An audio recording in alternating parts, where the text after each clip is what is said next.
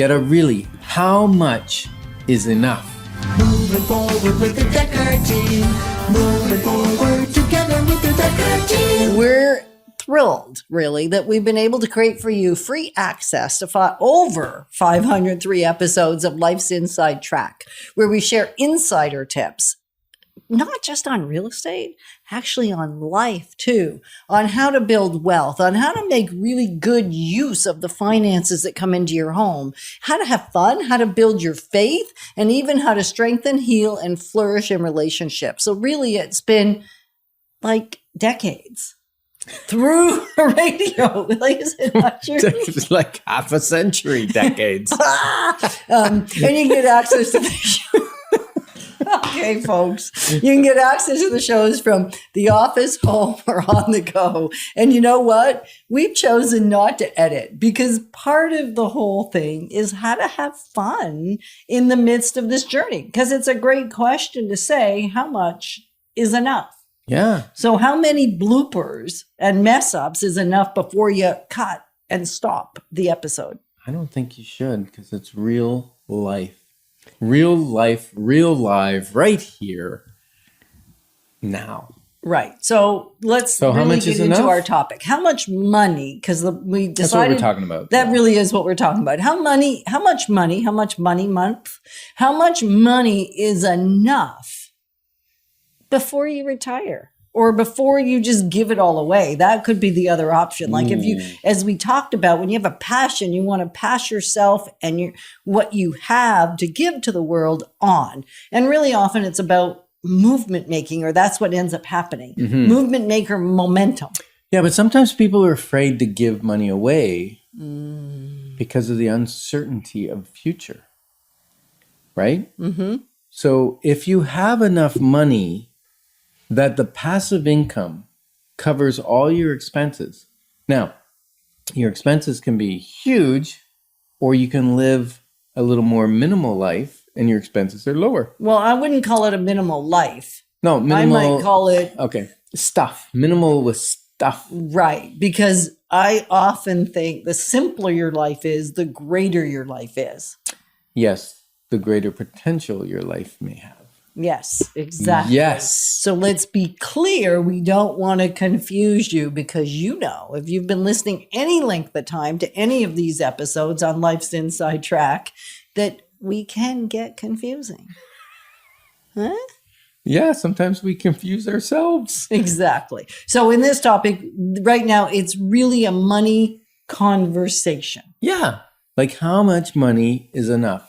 When can I retire? And maybe some people, they just want to retire and they don't care about the other stuff. It's okay. It's what they're called to, if that's what they feel. And if you want to give a bunch of money away, what you want to do is make sure that you're secure and then keep earning and give that away. Right. Do you know what I mean? I do know what you mean. So you want to take a look at what's important to you. Mm-hmm. Like what really matters to you? What's the legacy that you want to leave? What's the impact that you want to make in the world? And look at the bigger picture to help you define for yourself what is enough and what's too much and how much of it do I give away? I mean, we do know people that live on 10% and give away 90%. It doesn't have to be keep 90, give away 10. Yes, there was a lovely pastor that wrote a book. Yeah. And the income was just crazy off of it. And he's a reverse tither. He kept his lifestyle, even though he runs a mega church, has a very high income, kept his lifestyle very simple. Mm-hmm. And so now they live on 10% and give away 90%. Exactly. That's pretty cool. That's very cool. So really, it's just a matter of deciding for yourself. You may need to spend some significant time in prayer, some time, as we call it, in our tranquility room, so we can actually hear what's in our heart, what's being dropped into our spirit, and make a decision based on what's right for us in terms of how much is enough and what do we want to do with what we have, rather than think the reason we thought we should retire at 45 is that was what other people doing similar things to what we were doing, that was their plan. So we thought we should follow their plan. Well, it For was like, us. the insurance company came out, what's your 55 plan instead of Right. 65 plan, right? Right. And then what's your 45 plan? We thought, well, we'll even better that. But now it's like, what's my 85 plan? Yeah, or 95. Or maybe 95. We'll see. We'll see. As soon as I'm losing it and I'm not valued to people, then I'm going to retire. Oh, sometimes, honey, you are losing it. But I'm still valuable to people. Yes, you are. Yes, you are. And so the thought is, how do you decide? And I think it's going to take some listening, some quiet, some reflection, some prayer, some pondering to decide for yourself rather than take on the plan that others have for you or society has for you. Because I know I was taking on the plan that society had for me. I had bought into Freedom 55. And it was freedom from work. Well, why would I quit working when I love to make a difference in the lives of the people I get to connect with? Yeah. It's all about that. And creating a movement in our companies.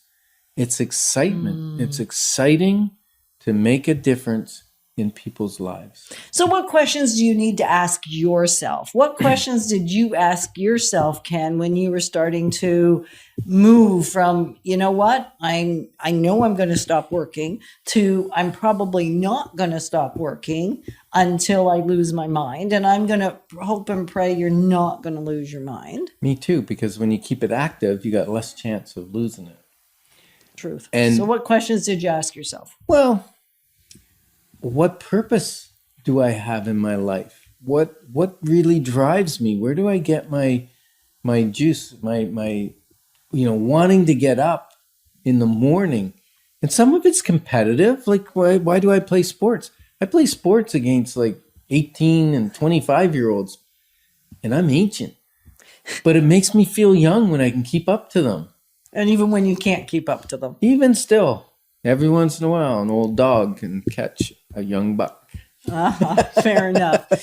So what questions do you need to ask yourself? This is kind of a serious topic because if you can answer this question, why to keep going? How much is enough? And what is the purpose in continuing on? And reading some books helps. Like we read Halftime, Yeah. which Bob Buford wrote. Yeah. And really Halftime was halfway through your life. Now what's the stuff you can do? The first half is like, it's all about you and kids and, raising them and having enough money to buy a house and a put them car. through school and have a car. And then in your half life, the second half of the game, what's your game plan?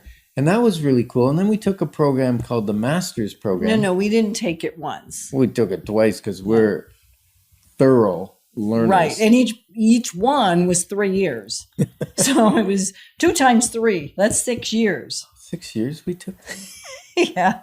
And so we had a long halftime.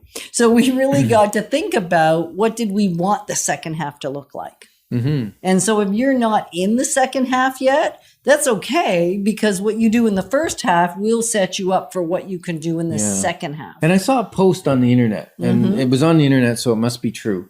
And it said that many, many successful people that have made big businesses, big impacts in the world, they've done it in their 60s and their 70s. Even their 80s. Ooh. One of my favorite books was written by a guy that was 94 years old. So thanks for the privilege of letting us come alongside you and pass on our passion and help us all get better together. Moving forward with the Decker team. Moving forward